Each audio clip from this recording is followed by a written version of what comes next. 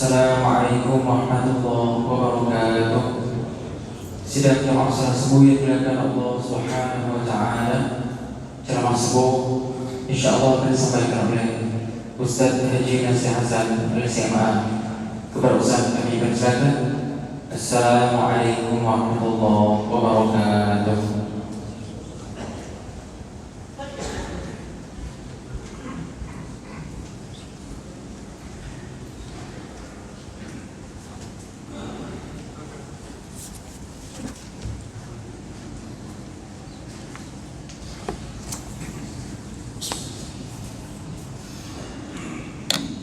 Assalamualaikum warahmatullahi wabarakatuh.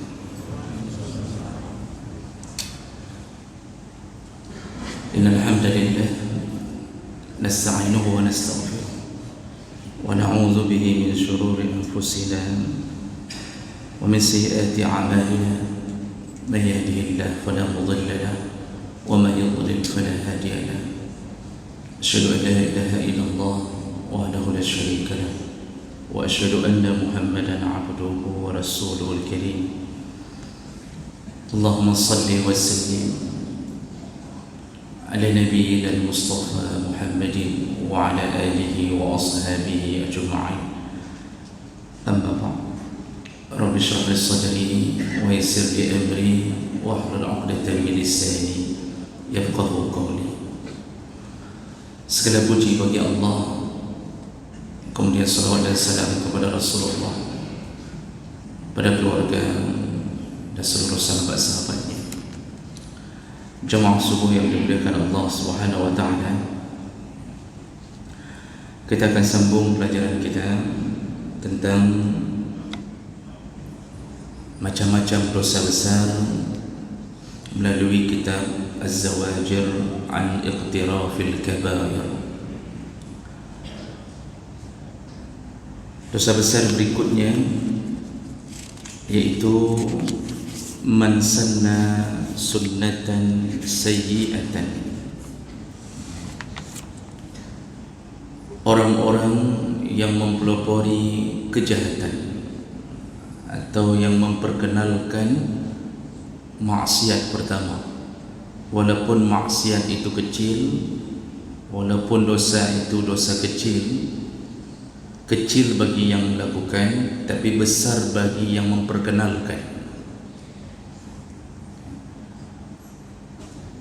Ketika dosa itu diulang-ulang, walaupun dikategorikan dosa yang tidak langsung diancam neraka, tapi ketika perbuatan itu terus-menerus terjadi, bagi yang melakukannya kecil dosanya, tapi bagi yang memperkenalkannya dialirkan semua dosa itu kepada mereka yang memperkenalkan pertama. Hadis riwayat Muslim dari Jabir bin Abdullah radhiyallahu anhu qala: Kunna fi sadri an-nahar 'inda Rasulillah sallallahu alaihi wasallam. Pada suatu siang kami sedang duduk-duduk bersama Nabi sallallahu alaihi wasallam di masjid. Artinya menjelang salat zuhur. Karena kebiasaan Nabi dan sahabat adalah menunggu salat, bukan salat yang menunggu mereka. Faja'a qaumun uratun mujtaban nimar. Tiba-tiba nampaklah sekelompok orang yang pakaian mereka compang-camping, pakaian mereka bahkan ada yang sobek sana sini.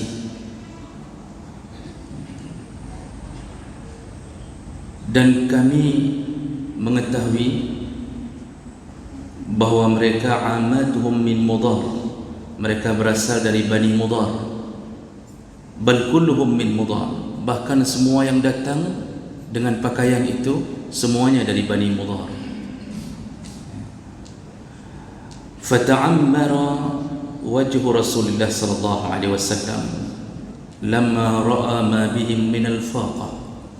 Ketika Rasulullah melihat pandangan ada orang menuju ke masjid Nabi dan itu ramai dengan pakaian yang sama buruknya, dengan pakaian yang sama compang-campingnya, maka berubahlah wajah Rasulullah melihat kemiskinan yang mereka derita. Jadi langsung Rasulullah merasa iba, Rasulullah merasa kasihan dengan apa yang telah mereka dapatkan. Padahal Rasulullah SAW sendiri itu hidup dalam ekstra kesederhanaan, tapi beliau tetap melihat orang lain selalu lebih membutuhkan daripada beliau. Bahkan beliau pulang saja sering tidak ada makanan. Bahkan ketika tamunya datang, beliau menawarkan ke sahabat siapa yang bisa melayani tamunya, karena tidak ada apapun makanan yang bisa Rasulullah beri kepada tamunya. Tapi begitu beliau melihat ada orang yang lebih menderita, maka langsung merasa iba muncul dari sifat Rasulullah. Jemaah melakukan Allah Subhanahu wa taala. Ini pelajaran pertama kita. Ingat-ingatlah hadis Nabi yang menyebutkan irhamu man fil ardi. Sayang-sayanglah dengan semua makhluk yang ada di muka bumi. Yarhamukum man fis sama. Kalau engkau punya rasa sayang, punya rasa iba kepada makhluk di muka bumi, maka engkau akan disayang oleh yang di langit. Di saat Rohingya ditolak di mana-mana, tidak diberi kesempatan untuk mendarat pun, 4 bulan berada di tengah lautan. Bahkan tercatat ada yang memberi informasi 15 orang telah meninggal di geladak kapal karena kelaparan. Lalu ketika mendarat di Aceh, begitu mulianya untuk diterima, dikumpulkan makanan, diberikan apapun, walaupun tidak tahu apa yang terjadi pada mereka nantinya, tapi melihat dengan rasa iba menyebabkan turunnya rasa sayang Allah kepada kita. Cuma sayangnya kadang-kadang kita campur adukkan antara kebenaran dan kebatilan. Dah tolong kau, tolong, Masya Allah cepat sekali iba ke orang, tapi kemudian tidak solat. Yang menolong pun kadang-kadang setelah tolong orang tapi tidak solat. Jadi tidak ada kunci pembuka rahmat, karena solat adalah kunci segala-galanya. Ini yang kadang-kadang kita sayangkan. Maka paling baik itu sudah tolong orang tapi kemudian tolonglah diri, solatlah. Ini penyakit yang kadang-kadang terjadi sebahagian orang. Kalau urusan sosial Masya Allah, tapi urusan ibadah mereka tidak peduli. Ini sebahagian terjadi kadang-kadang. Jemaah melakukan Allah Subhanahu wa taala.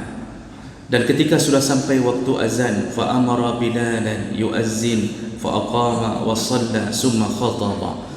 Lalu Rasulullah menyuruh Bilal azan dan mereka salat, qamat langsung salat. Ketika sudah selesai salat, khataba, Rasulullah berkhutbah. Jadi Rasulullah sering memberi tausiah, kadang-kadang tidak terjadual. Kapan dibutuhkan beliau langsung, dan beliau sering memberi ta'lim kepada sahabat-sahabat setelah salat. Faqala, lalu Rasulullah berkata, ya ayuhan nasu taqu rabbakum alladhi khalaqakum min nafsi wahidah. Rasulullah mengutip ayat Allah surat An-Nisa dengan menyebutkan, wahai orang-orang, bertakwalah engkau kepada Tuhanmu yang telah menciptakan engkau dari satu jiwa. Jadi Rasulullah ingin mengatakan dulu bahawa kita ini bersaudara. Kalau melihat seorang muslim yang lain, maka sadarilah kita ini bersaudara. Saudara ini yang dimaksudlah saudara seagama. Walaupun mungkin tidak punya hubungan langsung darah, tetapi saudara seagama lebih kuat daripada darah. Bapak Ibu maka Allah, saudara seiman seakidah itu lebih kuat dan lebih diutamakan daripada hubungan darah tetapi kerjanya berhubungan dengan maksiat. Dulu sahabat tidak peduli, kalau sudah membela Allah dan Rasul, sudah bicara tentang agama, orang tuanya pun mereka tidak akan peduli kalau mengajak mereka kembali kepada kekafiran. Dalam tafsir Al-Qurtubi disebutkan salah satu kisah bahawa salah seorang sahabat Nabi, ini melalui hadis Nabi sallallahu alaihi wasallam, orang tuanya tidak mau masuk Islam. Dia mengajaknya berkali-kali, tidak mau masuk. Sehingga sahabat ini memohon kepada Nabi sallallahu alaihi wasallam, "Ya Rasulullah, sisakanlah bekasan minumanmu untuk kuminumkan kepada orang tuaku, dan mudah-mudahan bisa tersentuh hatinya." Dan ini bagi Rasulullah adalah permintaan yang biasa dan wajar. Maka Rasulullah menyisakan bekasan minumannya. Jemaah melakukan Allah, kita tahu bahawa setiap jengkal tubuh Nabi mempunyai mukjizat, kelebihan yang diberikan oleh Allah Subhanahu wa taala. Dan ini hanya berlaku pada diri Nabi. Ummu Salamah pernah menyimpan helaian rambut Rasulullah. Ketika Rasulullah sudah meninggal, sahabat yang demam, sakit apapun menemui Ummu Salamah. Lalu mereka meminta untuk direndam rambut Rasulullah di dalam air. Diminum air tersebut, rata-rata sembuh. Ali bin Abi Thalib pernah sakit mata sehingga tidak bisa ikut bermusyawarah dengan Nabi SAW. Rasulullah berkata, "Mana Ali?" Lalu salah seorang sahabat mengatakan, "Ali sedang sakit mata ya Rasulullah." Kata Rasulullah, "Suruh datang Ali ke sini." Didatangkan Ali dan langsung Rasulullah menghembuskan ludahnya ke mata Ali, langsung sembuh. Hadis Jabir bin Abdullah ketika perang Khandaq, Rasulullah pernah meniupkan ludahnya ke dalam makanan yang sedang dimasak. Yang dihidangkan sebenarnya hanya untuk 3 orang, tapi Rasulullah kemudian mengundang 1000 orang. Semua penggali parit diundang untuk makan di rumah Jabir bin Abdullah. Jabir bin Abdullah sebagai tuan rumah bingung apa yang harus dilakukan. Undangannya hanya untuk Rasulullah dan beberapa sahabat, tapi Rasulullah mengundang 1000 orang.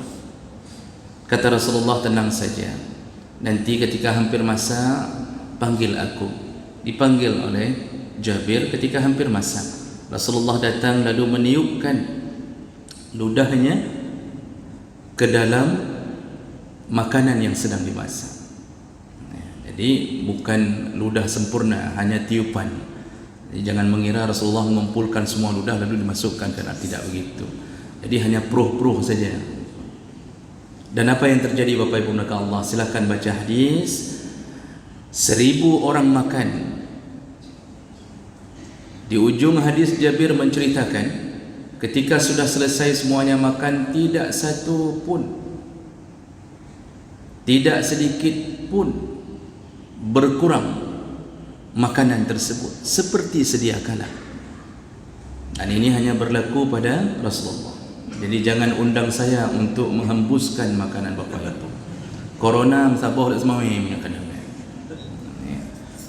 Jadi jangan sampai ini menjadi khurafat bagi orang yang tidak diizinkan oleh Allah untuk mendapatkan kelebihan itu. Nah, jadi Rasulullah mengatakan pertama sekali, kita ini dari satu jiwa, kita ini muslim, kita ini sama. Sahabat tidak peduli walaupun orang tuanya membangkang ke Allah, mereka yang penting berbakti, tapi tidak taat pada orang tua, urusan melawan Allah dan Nabi. Sa'ad bin Abi Waqqas, awal-awal keislamannya ibunya marah. Lalu ibunya mengatakan, "Sa'ad, kalau engkau tidak meninggalkan agama Muhammad, maka ibu tidak akan makan sampai mati." Jadi ibunya mulai melakukan mogok makan. Sa'ad khawatir, lalu dia laporkan ke Rasulullah, "Ya Rasulullah, ibuku begini dan begini, dia tidak mau makan, dia berjanji dia akan mati dalam kelaparan seandainya aku tidak keluar." Lalu Rasulullah mengatakan, Sa'ad tidak ada taat kepada orang tua di saat melawan Allah atau menyuruh kepada kesyirikan. Sa'ad pulang langsung mengatakan ke ibunya, "Ibu, walaupun engkau mati, aku tidak akan keluar dari agama Muhammad." Semenjak itu ibunya langsung tidak lagi mogok makan, langsung makan karena tidak ada harapan lagi. Makanya menangani orang mogok makan begitu, walaupun mati ke han kubi, itu langsung Pak, hilang harapan. Begitulah mereka kalau berhubungan dengan Allah dan Nabi, melebihi cinta mereka terhadap ibu kandung mereka kalau sudah urusannya menggadaikan agama. Maka Rasulullah ingin mengatakan dulu, kita ini saudara. Lalu Rasulullah mengutip ayat yang kedua, ya ayyuhalladzina amanu taqullaha wal tanzur nafsum ma qaddamat lighad. Wahai orang-orang yang beriman, bertakwalah engkau kepada Allah dan persiapkanlah apa yang akan terjadi padamu keesokan hari. Artinya di hari akhirat, persiapkanlah untuk hari akhiratmu. Tujuan Nabi apa? Ingin mengatakan bahawa segeralah berbekal. Salah satu bekal terhebat menuju akhirat adalah sedekah. Disitulah kemudian ketika mendengarkan kalimah-kalimah Allah dari mulut Nabi, mulailah seorang tasaddaqa rajulun min dinarihi. Seorang sahabat bangun langsung di masjid, lalu mulai bersedekah dengan 1 dinar yang dia terbawa di kantongnya. Lalu ada yang bersedekah min dirhamihi, ada yang sedekah 1 dirham, min saubihi, ada yang memberikan bajunya, min sa'in burrihi, ada yang memberikan 1 sa' gandum, min sa'in tamarihi, ada yang memberikan 1 sa' tamar. Artinya semuanya setelah salat, ketika mendengarkan Rasulullah mengatakan, kita saudara, lihatlah saudaramu yang miskin ini, kita ini persiapkan untuk akhirat, maka sedekahkanlah untuk bekal di akhiratmu. Langsung di saat itu diawali oleh seorang laki-laki, langsung mulai bersedekah apa yang ada. Yang dekat-dekat rumah mulai pulang ambil 1 sa' tamar dan segala macam. Hatta qal, lalu Rasulullah ketika melihat pemandangan itu, beliau menyambung kalimah walau bisyaqqi tamrah, walaupun yang memberikan hanya 1 tamar, walaupun yang menyumbang hanya 1 tamar, 1 kurma, tetap pahalanya besar di sisi Allah.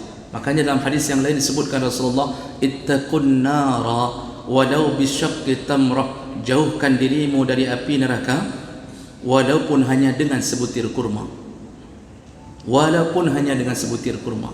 Maka kita tidak tahu Bapak Ibu dari mana sedekah yang Allah makbulkan di antara banyaknya sedekah kita.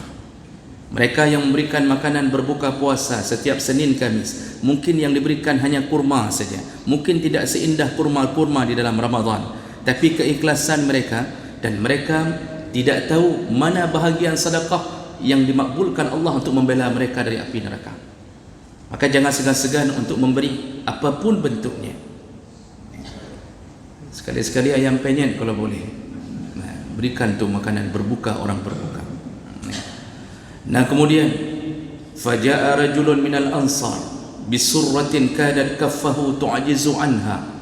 Lalu seorang ansar segera pulang ke rumah. Apa yang dia bawa? Dia bawa seluruh apa yang biasa dia genggam di tangannya, sampai memenuhi tangannya.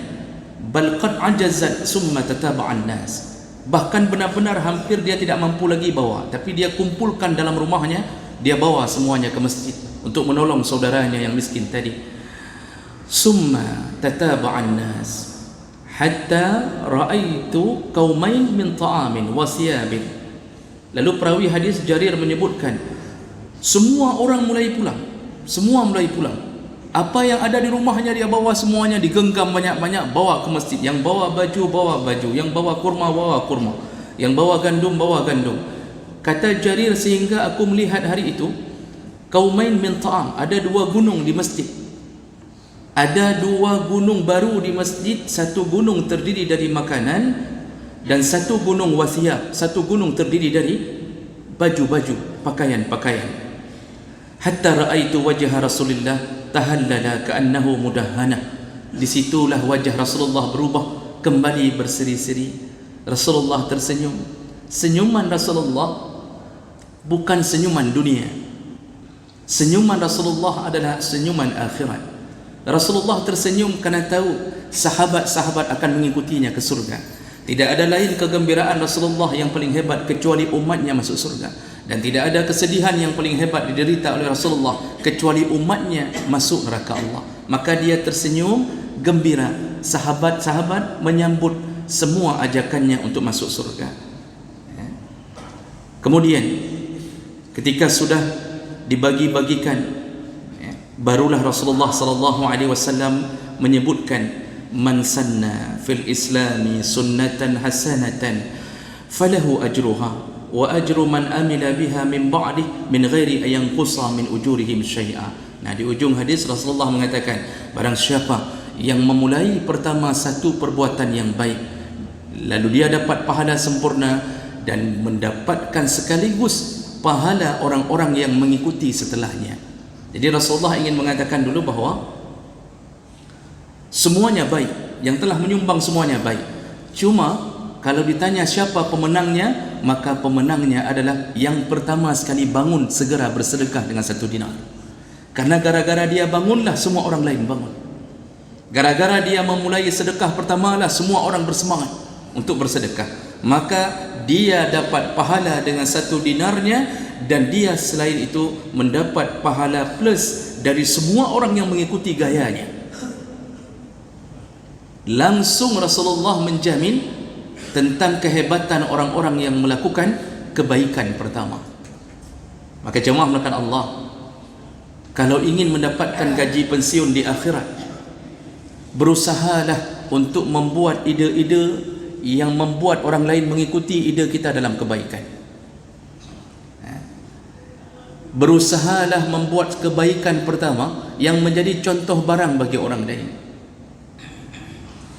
Lakukan apa saja, apa yang belum ada di masjid kita, maka kitalah hendaknya memulainya. Saya kadang-kadang sering mencontohkan, lihat sesuatu yang sederhana tapi Masya Allah pahalanya bisa mengalir disambung-sambung orang. Contoh saja, kita beli sandal wudu yang tertulis wudu, kitalah yang memulainya. Kita beli hanya 1 plastik berisi mungkin 10 pasang, harga mungkin hanya 100.000, kita tebarkan, lalu orang pergi ke kamar mandi, pergi ke mana saja, berwuduk di luar sana dengan sandal yang kita beri. Dan kita tahu, dan itu pasti, sandal itu akan sedikit-sedikit menghilang. Ada yang sudah wuduk tidak balik ke masjid, langsung ke rumah. Jadi kita lihat sandal wuduk di rumahnya, semuanya sandal masjid di rumahnya.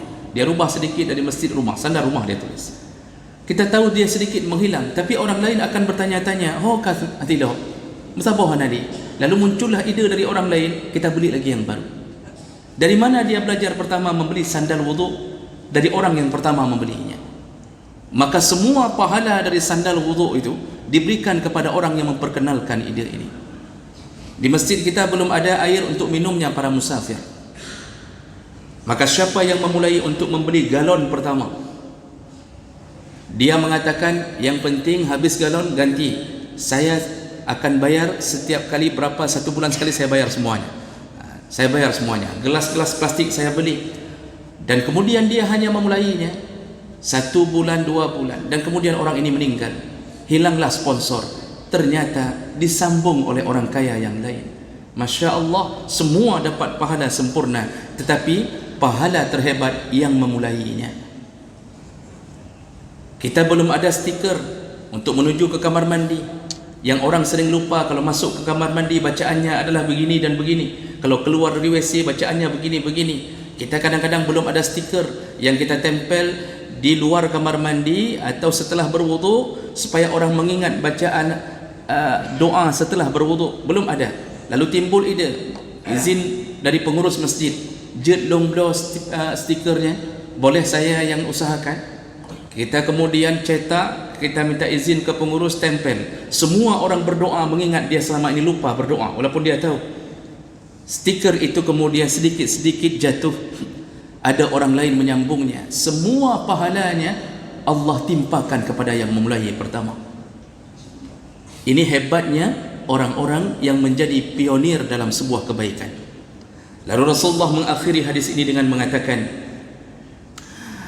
wa man sanna sunnatan sayyi'atan, barang siapa yang memulai kejahatan pertama, kana alaihi wizruha, maka dia mendapatkan dosa dari kejahatannya, wa wizrun man amila biha min ghairi an yanqusa min auzarihim syai', dan dia mendapatkan sekaligus semua dosa dari orang yang mengikuti, orang yang meniru-niru kejahatan tersebut setelah dia tiada. Jemaah melakukan Allah, ini kebalikannya. Sampai Rasulullah menyebutkan semua pembunuhan yang terjadi di permukaan bumi, yang pembunuhan itu qutila mazluman, pembunuhannya terjadi karena kezaliman. Jadi bukan pembunuhan yang hak, bunuh orang tidak hak, Maka dipastikan oleh Rasulullah, setiap pembunuhan yang terjadi dikirimkan Allah dosanya kepada siapa? Ala bani Adam al-awwal kiflum minha. Dosanya dikirimkan kepada anak Adam pertama yang pertama sekali memperkenalkan pembunuhan, yaitu Qabil.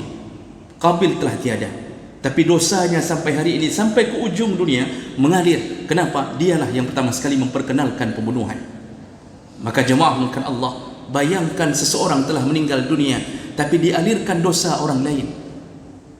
Jangankan itu, Pak, kita di kantor saja kerja, kita tidak buat tapi orang lain yang buat. Kita hanya tanda tangan.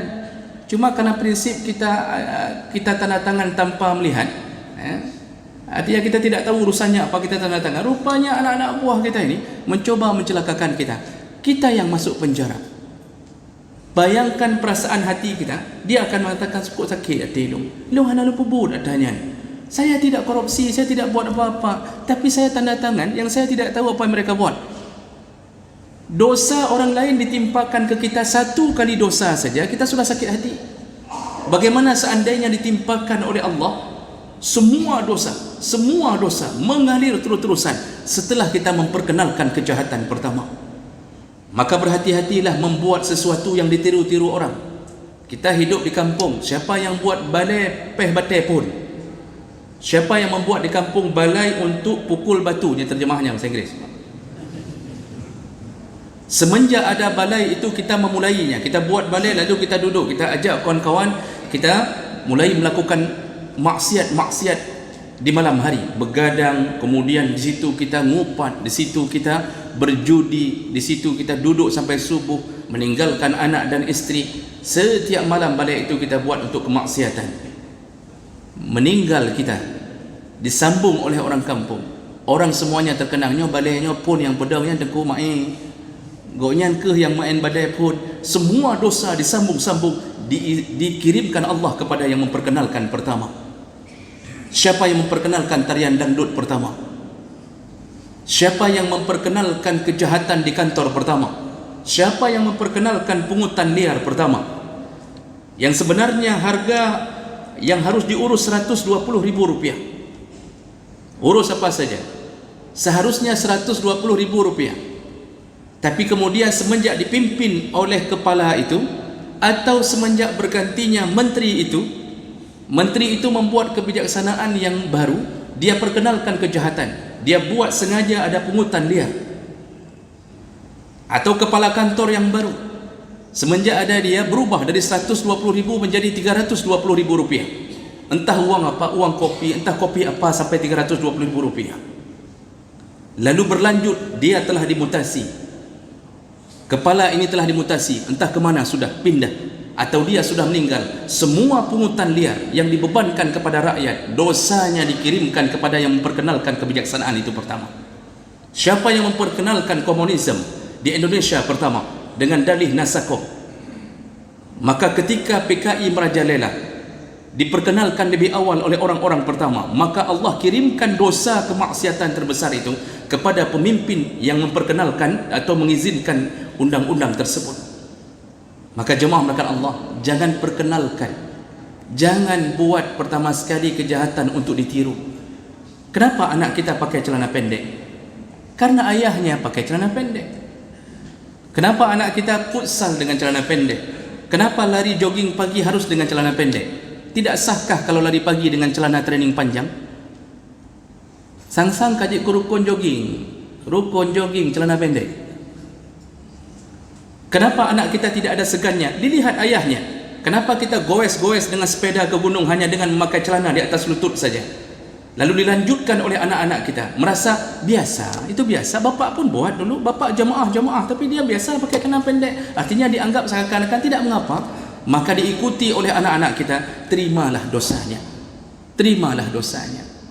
Para penjual baju yang memperkenalkan baju seksi pertama dijual, lalu mereka pakai baju seksi itu, maka semua dosa itu ditanggung oleh yang memperkenalkan dan mendesain pertama.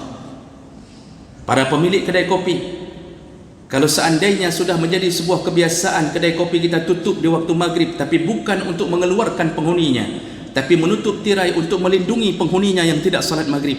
Dan bersambung-sambung amalan itu, bersambung-sambung amalan itu. Kita sudah meninggal, dilanjutkan oleh ahli waris kita, semua dosanya Allah kirimkan kepada pemilik kedai kopi pertama.